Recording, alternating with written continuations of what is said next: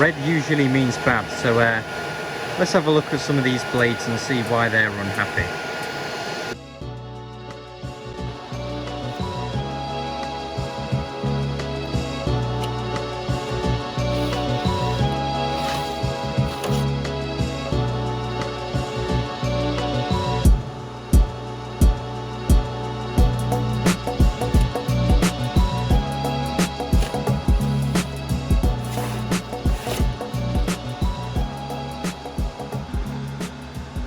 Alright, so let's see what we're messing with here. The BladeCenter is now powered off, and we can actually take a look at these blades that we have here. So, to start off with, we have a HP ProLiant BL490 Generation 6 and a HP ProLiant BL460C Generation 8. The Generation 8, of course, is going to be the newer of the two, so that's the one I'm more inclined to getting up and running first, before we get the Generation 6 up and running. I did notice as well when I was going to this server, it doesn't look like we've got the correct generation of caddy in here. This is actually a Generation 6 and 7 caddy, and it's pretty well stuck in there, so we'll have to pull that out. I have, however, sourced some new caddies there. They are proper HP ones, Generation 8, and these ones are the ones that feature the new little LEDs on them. So, yeah. I'm going to lie this down and we can take a look inside it. Well, that's some major flickering. Hopefully that doesn't actually come out on the video, but if so, I'll try and reduce that. Here we have the BL460C Generation 8, and we get a lovely little overview of the server here. Of course, we're not too fussed about that. All we care about is our memory configuration. I do have a few DIMMs over here. We've got about 16 gigs worth of UDIMMs, and what's that, 4 gigs worth of eDIMMs. So the 4 gig we'll probably put into the G7 or G6, whichever one it was. What is it? G6. And then the 16 gig we'll put with the E52620, as this, even though it's a blade and the other servers are full racks, this can join the cluster, simply because it uses the same processors. The only downside to this is that I don't have a QSFP backplane for the BladeCenter, which means live migrations and things will be really, really slow. But let's try and release the hood of this. So nicely enough, on the top lid, they actually show us how to populate the DIMMs, which is really nice. It's exactly what we need too. So we actually have a little marking for the front of the server there. We have a little Allen key there. Let's see what else. So they're in, is that dual channel or quad channel? Quad channel, channel 4. So I don't actually know if this has 2 processors or 1 in, so I guess that's the first thing to identify. But judging by the fact we have 2 heat sinks, there's one here and there's one that we can just see the screw for right there. I'm going to have to assume we have both in. There is also, to note, a little bit of memory in this. I can see we've got a few sticks here and a few sticks there. So let's actually pull this up and see exactly what we're dealing with. Now, this one does actually have a cable going over it to the RAID controller. So we're going to have to pull that out, as well as this super cap. I will actually have to check to make sure that super cap is okay. The problem these super caps have, which I've actually just dissected one here, is the capacitors on them. When one of them starts to leak, all of the voltage just starts going into the other one, which really isn't the best for the health. And apparently these have exploded in the past for some people who work in data centers, and I really don't want that to happen. I did crack this one open to see if it'd be possible to desolder the existing capacitors and pop new ones on, but the way they've glued them together, the actual capacitors, it's going to make it quite a tricky job, and these wires are quite fragile, and I've already broken 2 of them off, so maybe not so much for this one, but oh well, we'll see. I suppose a quick tour of the server would also do all right as well, whilst we've got it cracked open. For those of you who haven't seen Blade servers before, they're essentially just mini hot swappable servers, which you can, they're designed for data centers and compute clusters. You can have up to 16 of these little half height ones, and you can have up to 8 full height ones, which typically will be the more powerful ones. The really nice thing about these is that they're extremely modular. They're pretty much, for the most part, entirely toolless, minus obviously this heatsink here. So far we've used literally no tools, and they do have an Allen key, which I'm assuming is probably for the heatsink. So what, we've got one tool, and that's it. That's all we need. Down here we have a little SD card module. So if you're running a hypervisor like ESXi or maybe XCP-NG, you can just slot a micro SD in there, and that'll allow you to boot from it. What we also have back here is a 10 gig mezzanine card. You can get more of these in. As you can see, we've got 2 extra PCIe slots here, and those are for your backplane cards. So say if in the backplane I put a QSFP 56 gig module in, we'd also need a mezzanine card for this server to tell it, hey, you have a 56 gig connection. And then in the BladeCenter's control panel, we can assign it a port on the actual backplane. So I'll try and maybe put a diagram on that up, because it's a bit complex to explain. I'd really have to have some actual cards to show it in action. Unfortunately though, I don't have any, because they're extremely expensive. Well, the cards aren't, but the actual backplanes you need for the server are. Regardless, let's take a look at what memory we've got in here. And these are actually quite tall sticks. Normally the ones you find in Blades are much more lower profile DIMMs. So we're just going to gently pop these sticks out. And let's see what we've got. So we've got 4 gigabytes of just regular ECC memory here, which means our UDIMMs won't be compatible with it. However, I'm debating popping the UDIMMs in regardless, just because we'll have a bigger memory capacity then. And just as I thought, we also have another 4 gigs of memory here too, and then you can get a better view of that heatsink there as well. Interesting way to slap the RAID card right on top of it, but I suppose there isn't really anywhere else for it to go where it can have direct contact to the backplane. Another thing this server has, along with that little micro SD card slot, is we do actually have a slot for a USB here. So if you are running ESXi or XCP from a USB, you can also do that. I'm not entirely sure what that pin out there is for. It says POC or PQC, close enough. I wonder if there's actually a system diagram on the top that tells us what that's for. So number 24. So internal USB connector, system maintenance switch, and the TPM. So that is for a trusted platform module. I've yet to see one of them in one of the blades, but we never know. Maybe that blade will have one. Regardless though, let's take a look at exactly why our hard drive is stuck as well, and get this memory upgraded. I'm actually just going to pop these sticks out.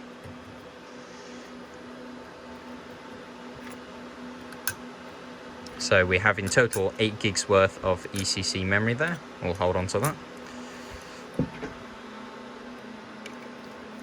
And let's grab our UDIMMs.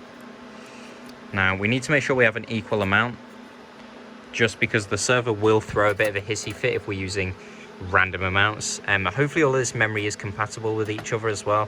I've noticed they are different timings on some of them, different brands. Generally, I've never had a problem with HP servers and memory. Like even the G8 I've got behind me, it's got memory that's different voltage in it and different timings, and it still managed to get it all 96 gigs running at 1333 megahertz. So yeah, I don't think we'll have much of a problem with that. However, I really want to take a look at this drive, just because it's really baked in there. And to get it out, I think we may end up destroying this caddy. Right, I'm going to put a bit of force on this and we'll see if we can get it out. So with a fair amount of force, I did manage to get that drive out. It doesn't look like it's a particularly amazing drive. It's a 250 gigabyte, 7200 RPM. I was going to say Western Digital. It's a Hitachi drive, standard SATA drive. 3 gigabits per second, which isn't amazing either. but not that this drive is exactly going to max that out regardless. So now that we've done that, I guess we should get some new drives for this server and get them all caddied up and plugged in, because that's the easy part. The memory configuration is the hard part. If you don't know, servers are very, very picky with memory configuration, or IBM's at least, as I've managed to discover. So let's get some more drives. Okay, so after looking through my drive collection, I've settled on 2 Dell drives so we can have a RAID 1. These aren't brilliant drives by any means. These are 147 gigabytes each, so actually less capacity than the tiny drive there. However, these drives are proper SAS 6 gigabit per second ones, and they're also 10k RPM. Not that that's really going to make much of a difference. And if you're wondering why I'm not putting an SSD in this, quite frankly, I don't have any spare at the moment. I've actually had a few SSDs die in my storage server, so I have to replace those first before I can go out and buy any more for any random projects like this. Let's get these caddied up, and hopefully the server can actually provide enough power for it. As you'll notice, there's no SATA power connections or anything here. It all comes directly from the backplane of the BladeCenter, and that's probably another thing you've noticed, is there's no fans in here at all, and that's because the BladeCenter also has the fans for this thing. So really, cooling is potentially a problem here, because right now it's about 20 degrees outside, which is fairly cool, I guess. But for running servers that are going passively entirely, just relying on the back fan of a huge chassis, well, we'll just have to see. But yeah, let's get these guys caddied up. With the drives all caddied up, we can now actually insert them into the server, which is a very easy thing. The only thing to note is that one of the screws on, was it this one, was actually refusing to go in, and it looks like this second one here is too. It's hanging out a bit. So we have actually got a metal screw there, and the rest of them are all sort of darker black coloured screws. However, these drives will do fine. Yeah, that's looking pretty good to me. The only other annoyance that you might be able to see if your monitor's decent enough, these are actually ever so slightly different colours. So it does make me wonder if they maybe had multiple generations of these caddies, maybe for different servers. So let's get these drives in. It's super simple to pop them in. Just open up the caddy and slide them in. Now, we will see a bit of extra power draw thanks to having these 10k drives as opposed to actual SSDs, which is what these are designed for. Especially what we'll see on the BL490C Generation 6 here is that the cables inside it, because that actually has internal drives rather than external drives, is that all of the cables are listed as SSD cable rather than like just general SAS cable. So there we go. That's looking a bit nicer now that it has 2 drives. That caddy is really annoying that it's a slightly more blue colour, but oh well. The seller also did have a sticker over here, which I've yet to properly remove. I might have to put something on there to try and rip up the remnants of it, but yeah, it's left a horrible...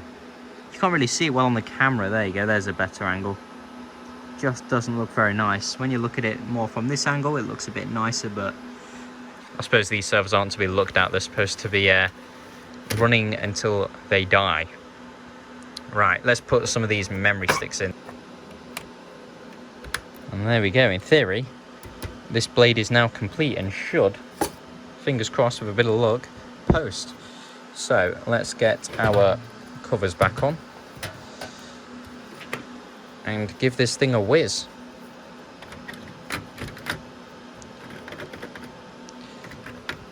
So the only one thing I dislike about these plastic things is they're quite fidgety. We also need to plug our RAID card power back in. Have I got that the right way? I have. There we go. Nice. Let's pop that back in. And now, if that's nice and firmly in, we can pop our lid back on. So with the Generation 8 one sorted, now let's take a look at the other troublemaker, the BL490 Generation 6, and let's see what exactly the crack is inside this blade.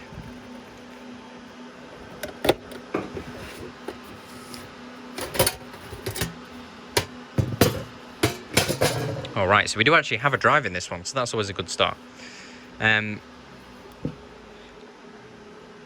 Now, we have a dim configuration on the top as well. That's going to be nice and useful.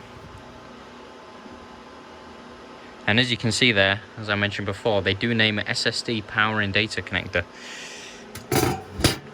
Now, with a bit of luck, we should just be able to very gently lift this up. Now, we do actually have a fair amount of RAM in here, so let's crack all of this memory out, because clearly it's not very happy, and see why it's not working.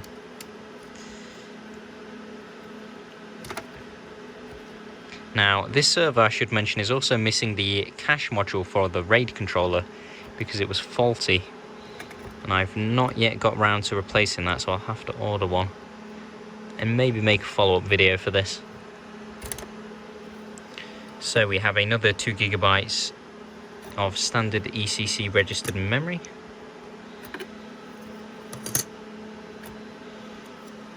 There's actually a fair amount in it. Now, since this is a Generation 6, we're most likely going to be working with triple channel memory. So that was actually the correct memory configuration, which very likely means some of our sticks are faulty. Now, it does make me wonder, are all of these sticks the same? So I wonder if we maybe just load it up with a load of the same DIMMs, maybe it'll decide it wants to cooperate. So let's see how many we've got. I'm going to get these DIMMs installed, and let's see if the thing posts. So I did actually have to dig up 2 more sticks of memory. Luckily, one of them is actually HP branded memory, the other one not so much. They are all Hynix sticks though, so in theory this should work. The only concern I have is that this one has memory chips along the back, while the rest of them don't. However, this is a proper triple channel setup, as you can see. So let's get our drive cage and drive back in. And that's quite a janky setup I've got there. Of course, I've picked the world's longest serial ATA cable, because note that these BL490C Generation 6s don't actually have a RAID controller in them, or at least not one that supports SAS. Instead, you only have SATA, and these are designed specifically for SSDs, while as the other Generation 8 blade, it can be used with a mix of hard drives and SSDs. However, it's highly recommended that you just have a boot volume in them, and that all your shared storage is done via other means such as iSCSI or fiber channel. Let's get the lid on this puppy, and let's get these guys back in to the BladeCenter, and we'll see if they post. I have installed a KVM module into the BladeCenter, however I've never used it before, and so we're not going to take the risk. Instead, what we're going to do is we're going to use our console cable.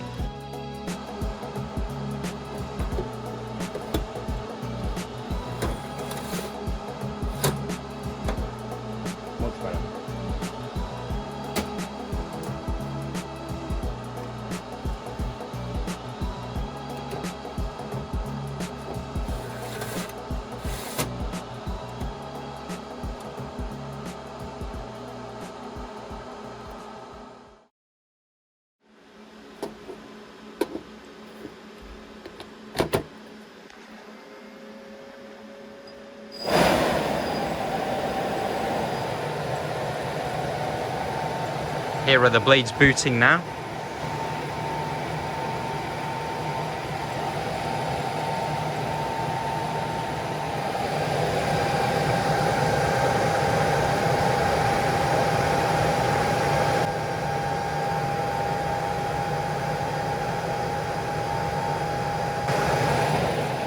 Okay, and whilst that's booting, I'm just going to grab the console cable, and we'll just plug that into the Generation 6. And we'll plug a monitor in a moment.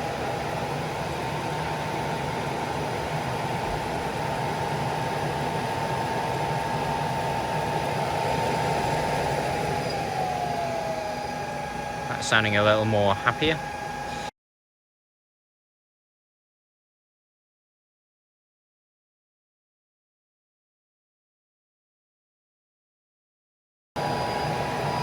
One green light so far, that's always a good thing. For some reason one of the other ones wants to come on and I don't want it to. So you're going to go off.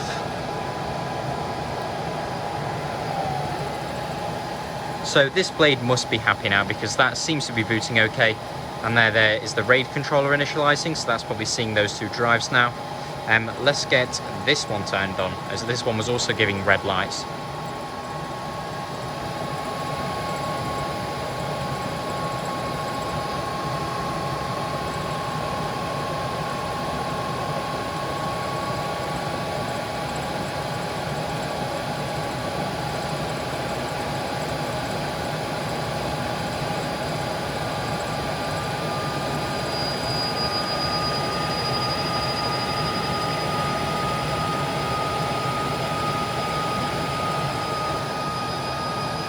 Green lights all round.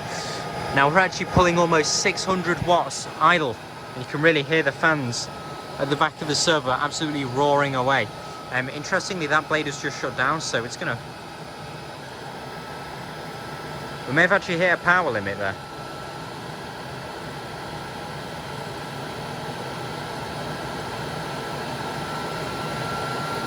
It's gonna switch that blade off, since we know that one is booting okay now.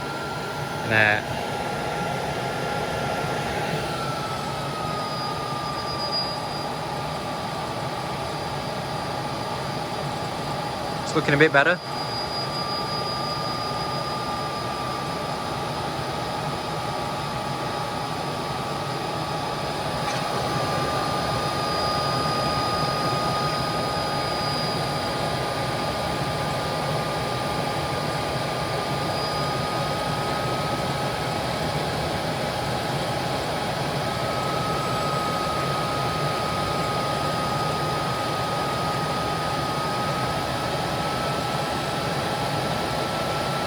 Personally, I'd call that a success because the server is now booting.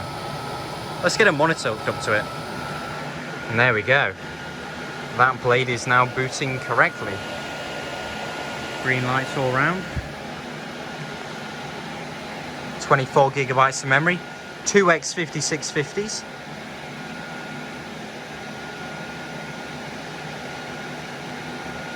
Detecting the new memory.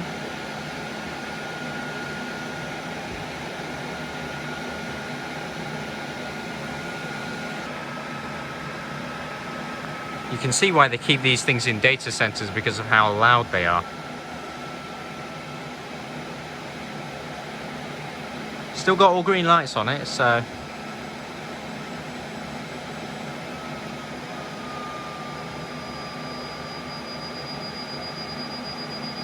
Maybe it's just taking its time to boot.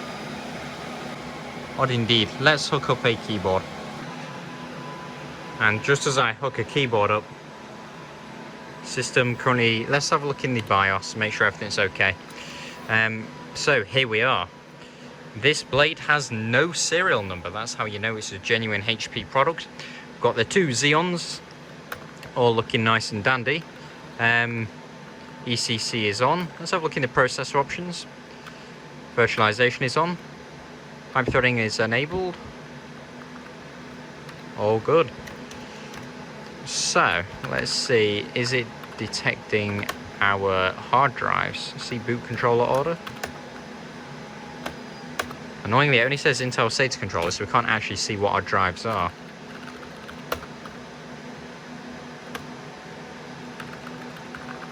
Okay, so it does actually have a backup ROM as well, dual BIOS, so that's quite nice. We're not installing any OS yet. If there's not one on it, I don't plan on installing one just yet. Let's actually just get out of here and see if it boots into anything.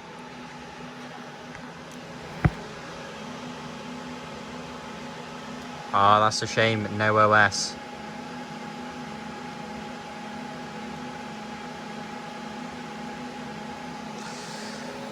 Oh well, let's switch that blade off for now.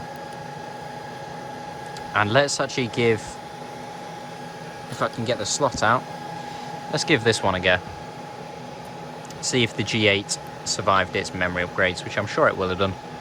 As we saw it initializing earlier, did they really change it to another port? Or am I just being thick? I think I might just be being thick. There we go.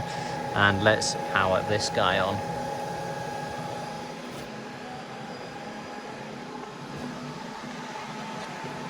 Now this one's actually on a slightly older BIOS, so I'll have to upgrade that along with the IPMI. And this one has, interestingly, got an IP address. Unless that's a static.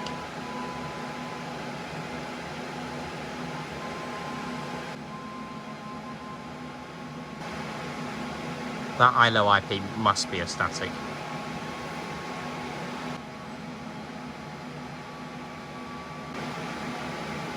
I'm also fairly confident that this isn't going to have any OS installed, and this is very interesting. I've never actually seen this screen on my full rack G8s. I normally just get one that's sort of text-based rather than this nicer UEFI almost looking setup.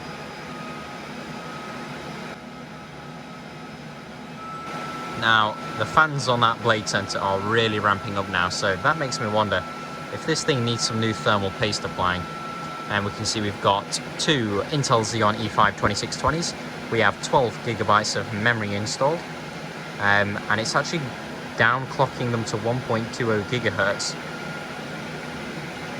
So memory initialization error on socket 8.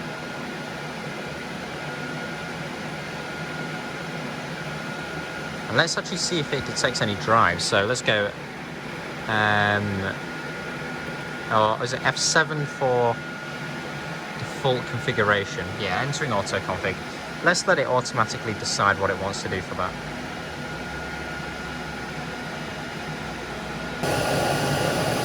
Definitely unhappy. Would you take a look at that?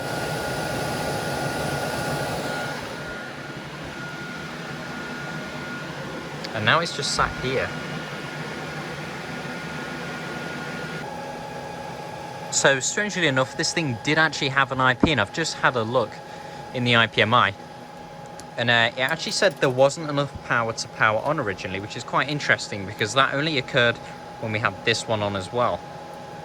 Now, in theory, the power supply that we've got plugged in can hold up to 2,000 watts, which is more than plenty for two blades. The thing was claiming it was only using 90 watts, and the BladeCenter itself only uses about 350 watts, and I say only, that is an awful lot of power. But considering it's holding 4 blades in total in standby mode, I wouldn't say that's anything unreasonable. It has also got a load of backplanes and massive fans and everything, so it doesn't really surprise me. Regardless though, what I'm going to do, I'm going to install Server 2012 on this HP blade here, the BL490 that we done up, as that has dual X5650s, which are still very usable today, and I'll join it into my 1366 cluster of also using X5650 machines.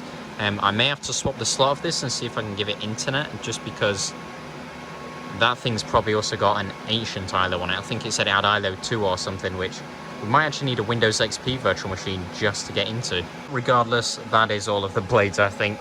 I'm going to go and use an IP scanner and locate all the IPs for these things, and then get the operating systems installed, which really is probably going to be the longest thing in the world, because half of these things have got hard drives in them and not SSDs. But oh well, thank you for watching, and I'll see you all in the next video. Goodbye.